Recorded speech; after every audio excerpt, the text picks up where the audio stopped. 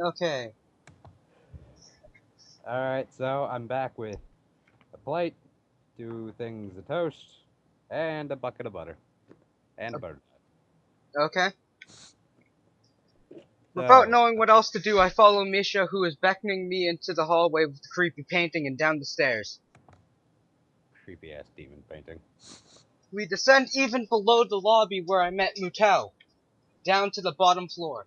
Just like everything in this school, the cafeteria seems too spacious and oddly modern in contrast to the classic exterior. Its big windows open to the courtyard toward the main gate. It's the cafeteria! Her enthusiastic statement of the obvious makes people around us stare, but Misha doesn't seem to care, so we proceed to the line. There is a rather long list of menu options, which seems great until I realize that many of them are to accommodate students who need special diets. How nice. It almost feels like I'm back at the hospital, eating portions measured with scientific precision to meet the needs of the patients. I pick something at random and follow Shizune to a table, sitting opposite of her. As I nibble indifferently at the food I'd rather not eat, Misha pokes me in the side to get my attention and points to Shizune. ... I don't understand signs, so the point escapes me. Maybe looking at a person who talks to you is proper and polite. Do you want to know something? What?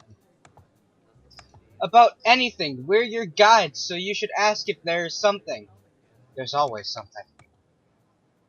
I wonder. Well, what are we gonna ask first? Oh boy. Fuck it, down the list. Ask about Shizune's deafness. Let's touch bad subjects. Shizune intrigues me and I kind of want to ask something about her. But I can't really ask something that personal, can I? I can't come up with anything else to ask, so I just focus on my food while the girls talk between themselves. Well, shit, I don't think we made the right choice now. Misha and Shizune sign back and forth very animatedly, throwing sideways glances at me, but Misha refrains from translating. What the fuck, Misha? Maybe they're talking about secret girl stuff or something. Or maybe they're talking about how they're going to kidnap me and kill me. I quickly notice the conversation and sign is not enough to fill a silence. Well, shit, we should have asked about the library. Yep. We arrive in the classroom early, but we're not the first. That dark-haired, yep, those are definitely burns. Yeah. Or some sort of parasitic infection. Or demon. Yeah, or a demon. That dark-haired girl I noticed before is slumped over her desk at the last row. She jumps a little when Misha crashes into the room with the elegance of a rhino. My god. Oh shit, sorry. I didn't read that last one. Oh. Hey, let me read it. She shrinks deeper in her seat. I can feel her tension all the way from here, as if she were slowly turning into stone just from our presence. Okay, sorry. I had to click out of it so that I could exit out of a pop-up that came up about, like, virus protection shit. And then when I clicked back in, it fucking put it forward. Misha and Shizune either don't notice or don't mind it as they walk directly past her to their seats and begin to converse. I'm left wondering about her, even when the classroom slowly fills with other students and finally the teacher. Getting into the rhythm of school feels strange. It's as if my brain remembers how this is done, but my body doesn't. Towards the end of the class, I start yawning and counting the minutes left. I shouldn't be this tired on my first day of school. Maybe it's the long time spent in the hospital that made me feel like this. I'm even feeling physically weak and lifeless. Yeah, they were poisoning you, man. I was about to say something about poisoning. Before long, the final bell rings. School is finally over for the day. Beside me, Misha and Shizune are having a short conversation. After a bit of deliberation, Misha turns toward me. ... Unfortunately, we can't stay and show you around today, He-chan. We've got to hurry already since there's a lot of work for us to do. ... You'll find your way around here, I'm sure of it. Oh, wait, the teacher said I'd have to see the nurse. Where do I go? Is that so? We can at least show you that much. Come on, the nurses have their own building, so we have to go outside. Wow, lucky bastard nurses. That demon painting again. Yep. We joined the flow of students making their way down the stairwell and outside. The girls pointing out other senior classrooms in the same hallway as ours. Wait, so we're a senior? So what, we're only at this school for a year? The fuck's the point then? When we get outside, the girls make their way to a smaller building right next to the school. It's built in the same style, so it looks like it's actually a part of the main building. ... This is the auxiliary building here. There's a lot of official and important stuff inside, like the Yamaku Foundation office and all the nurses' offices. They even have a swimming pool. How is that official? The main butt shots in the future. Don't be silly, Hee-chan. It's for physical therapy, of course. Anyway, all the nursing staff facilities are in there too. The head nurse's office is on the first floor. You'll be fine from here, right? We'll be going then. See you tomorrow. Yeah, thanks. Bye. Finally free of them. Finally got rid of those people. A whole building for stuff that has nothing to do with the actual education. Think they got a ping pong table? I guess it's necessary for a place like this. I walk in, hoping that this really will be only a quick visit, like the teacher said. On a white door on the left is a green cross with the text head nurse and a nameplate. A voice from the inside responds to my knock almost immediately, but I can't quite make it out. It sounded a bit like an invitation to open the door, so I invite myself in further, and there's the head nurse, naked. I wish. The room is not large enough. It's not large and it smells strange. A friendly-looking man... Oh, never mind. Don't want him to be naked. A friendly-looking man turns around on his office chair to face me as I enter. His desk is neat and tidy, but the bin under the table is overflowing with used medical utensils, and there are at least a dozen coffee cup rings lingering around the desk. With a game like this, you'd figure it was a chick. Yeah. Why, hello there. What can I do for you today? Holy shit, he looks like Geen. Just replace the purple hair with silver. Yeah. He is young looking and sort of rugged. Is that rugged or rugged? Rugged. I'll just say rugged. But the dimples in his cheeks wash that impression away when he smiles. Are you the nurse? He smiles like a person who has heard this very same question hundreds of times. Oh god, now he's Guy Sensei. Why, yes, I am. It seems so. It says so on the door. No? You can call me by my name or just the nurse like everyone else. Of course, I shake off my confusion, realizing I probably should grab his extended hand. His handshake is rather firm and friendly. Right. I'm a new student, and my homeroom teacher told me to come and meet you. My name is Hisao Nakai. His eyes light up with revelation as he snaps his fingers. Oh, you're that Nakai! I was just reading your file in the morning. Some kind of chronic arrhythmia? What? He's even got blue eyes. Holy shit. Speaking of an interesting fact about Gin's eyes, when they first showed him in Bleach, the first time he actually opened his eyes, people don't really remember this or pay attention, his eyes were brown. Ah. Some kind of chronic arrhythmia, and related to congenital heart muscle deficiency, right? Is he blushing? No. I don't think he is. Blushing. Nah, that's not a blush, it can't be. He gestures to me to sit down in a vacant armchair in front of his desk. Well, at least he has some really good fucking, chairs, unlike the fucking classroom. You know, this is probably a bad idea, but I'm going to take small bits of butter and eat them. Yeah, have fun dying. Now, leave me your Steam account when you die, though. No guarantees. Write it in your fucking will, man. Yes? Good, well, you've probably been briefed about the school enough. No, I haven't! So I'll just go over this quickly. We have all kinds of facilities available, mostly physical therapy and such. So we can't have fucking, like, chicken fights in the pool. There's always someone from my staff around, even at night, so never hesitate to call us if there's a problem. Shit, I fell and I can't get up. Get life alert, man. I never leave home without it. The famous 24-hour nursing staff. Wow, this is like a hospital. Well, not exactly. For instance, we don't do brain surgery here. Oh, joy, so if I crack my head open, I'll die. His joke feels so out of place that I'm left thinking why he even said it. Yeah. It's just that it's really weird to have so many medical people at a school. You'll get used to it. Trust me. You will. I'm not so sure of that myself, but I don't let the nurse know it. He might kill me if I do. Now, let me just find your file again.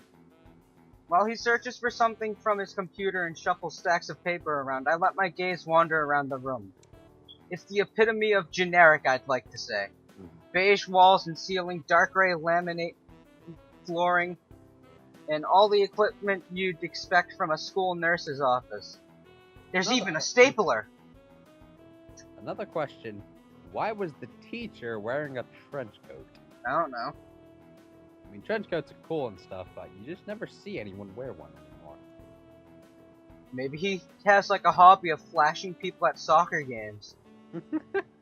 Even the ridiculous educational posters are hanging on all four walls, reminding me to eat properly 3 times a day, and from all the food groups. Yeah, as a diabetic myself, I can tell you no. They tell you to eat way more than 3 times a day. Yeah, and don't do what I was just doing, eating butter itself. Nah, you guys can go do that. Then you won't become diabetic. No, you'll just have like heart failure, and then you can go to whatever the fuck, Yamaku. Smiling, the nurse draws a thick file from a stack of similarly thick files and opens it. So you already have medication for the arrhythmia. Just remember to take your pills every morning and evening, or it won't be much help.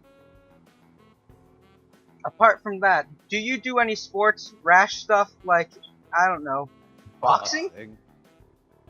He grins to his own joke, but I don't. Well, I played soccer occasionally with some classmates, but then they left me in a hospital for months and didn't bother to visit. Alright. I'm afraid I'm going to have to recommend you refrain from doing that, at least for the time being. Oh. My lack of reaction makes him raise an eyebrow, but really, I'm not too bothered by him forbidding me to kick a ball around.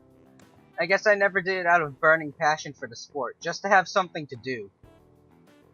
Any kind of concussion might be very dangerous to your heart, and risking another attack is not a good idea. Was the previous one caused by a sudden concussion to the chest area? There is no mention of the cause in your papers.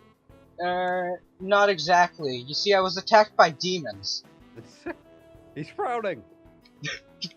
He doesn't believe us.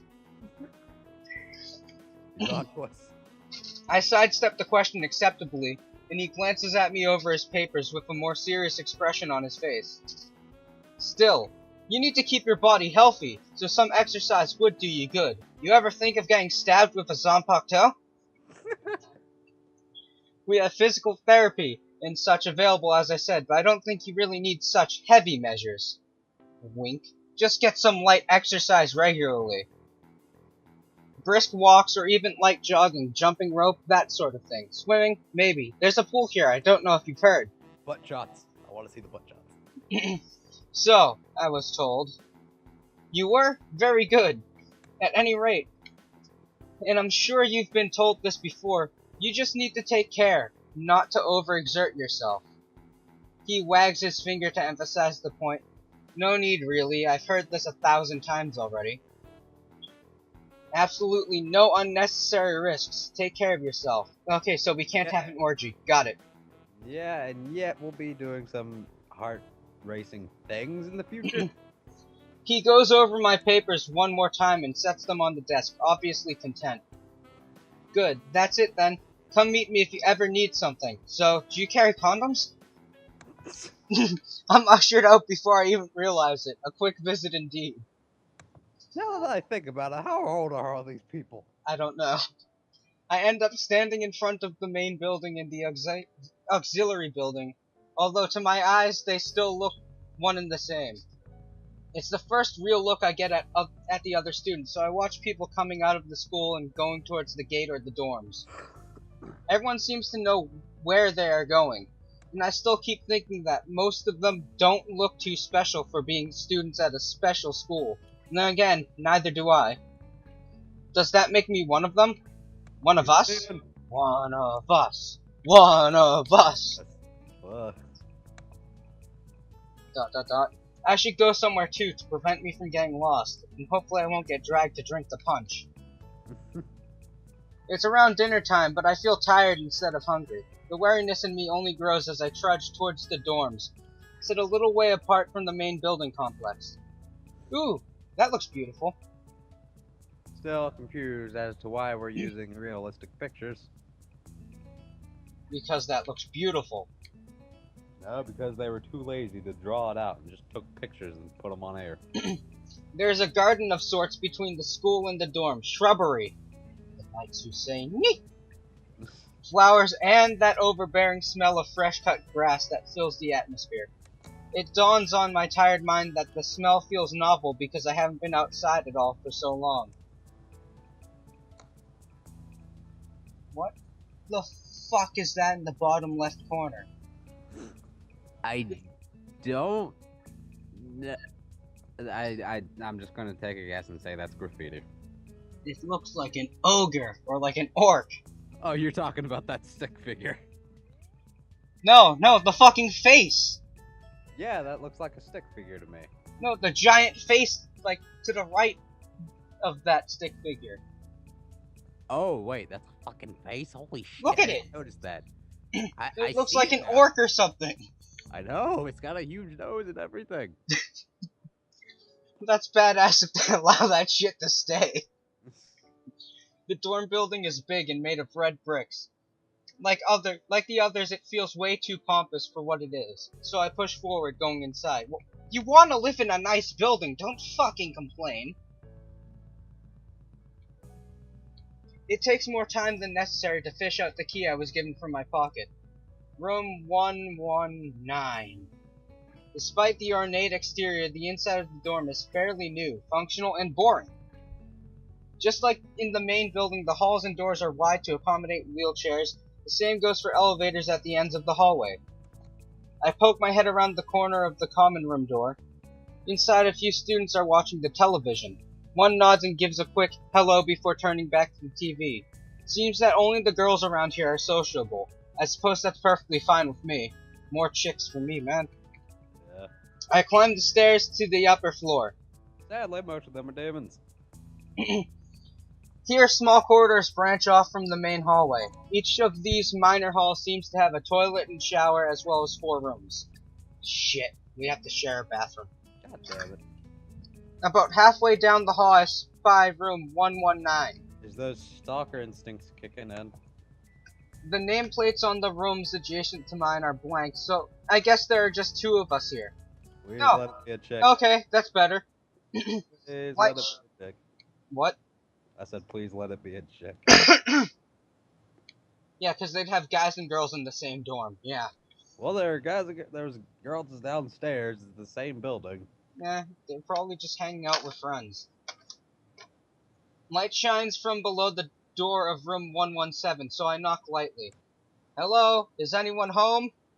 From inside, I hear a few movements. Then the clicking of way more locks than I thought these doors had. After a moment, the door squeaks open. Oh god. Oh, I've seen scenes of this game actually. Oh, A bespectacled Just call him boy. Harry Potter. A bespectacled boy is standing in the doorway. He is looking at me very intently through his extremely thick eyeglasses. Seriously, he looks like Harry Potter. Who is it? Blind? No. At least not completely. Why would he have eyeglasses if he was? He leans closer to me until our noses are almost touching. His breath stinks of garlic and cum. Hisao Nakai, I'm moving into the next room. I thought I should introduce my... His face suddenly brightens in realization. He stands back upright, thrusting his hand out in a smiling greeting, almost straight to my diaphragm. Oh, sup, dude? Name's Kenji. Hi. I take Kenji's sweaty hand and shake it, Oh, you shouldn't have shaken that hand. Still a little rattled by the sudden change of attitude and vehement welcome. There were some suspicious-looking people going in and out of your room earlier. That was probably my parents, man. Your parents, you sure? 'Cause they could have been some other people too. You can't judge a book by its cover. Fuck, we got the paranoia already. At least maybe he'll believe us about the demons. So, we got demons, a Harry Potter fan, and paranoia. And an Irish doctor. I mean, Irish teacher. His out-of-place... What? What? This is gonna be fun, though. His out-of-place proverb is left hanging between us awkwardly as I try to think of some way to respond. I'd say the chances are high enough. He shudders and makes some exaggerated hand gestures. You're a brave man, Hisao. Brave man. Me, I don't think I can trust the chances. The only one I trust is myself. And is born. Does that mean I shouldn't get to know you either? He thinks about this for a while. A wise decision. Damn, you're smarter than you look. Oh, you're just an idiot. What do you look like? I hope I'm not smart. He squints his eyes and leans closer again, but I lean backwards to dodge it. Never mind, doesn't matter anyway.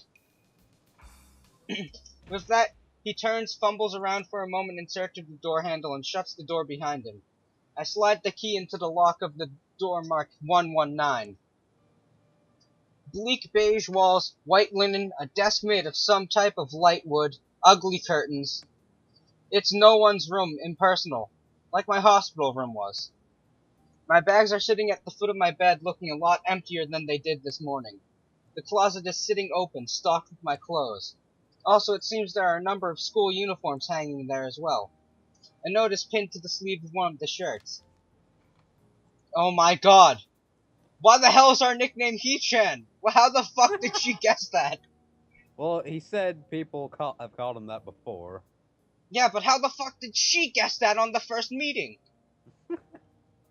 Hi, He-chan. We've unpacked your things and made your bed. They said that if these don't fit, then you should go to the office tomorrow. If you have any problems, you can always call us. Love, Mom and Dad. Don't worry, you won't be able to reach us for a while. We're going on vacation now that we don't have you at the house. Well, at least I don't have to worry about unpacking. Or my parents loving me, because they don't. I kind of hoped I would have. Then there would have been something to do. It's still too early. On to the list of things we won't have to worry about. The sounds and vibrations. Oh wait, we'll be causing those. I put the note down on the desktop and lie down on the bed, feeling drained. Lying there makes me want to read something, but I have nothing with me. I wonder if the hospital conditioned me for wanting to read whenever I have nothing to do. The restless urge just keeps growing until I have to stand up, masturbate, maybe it's stress or something. I was pretty nervous about it before coming in. For the entire day too, I still think I am. Stop recording then restart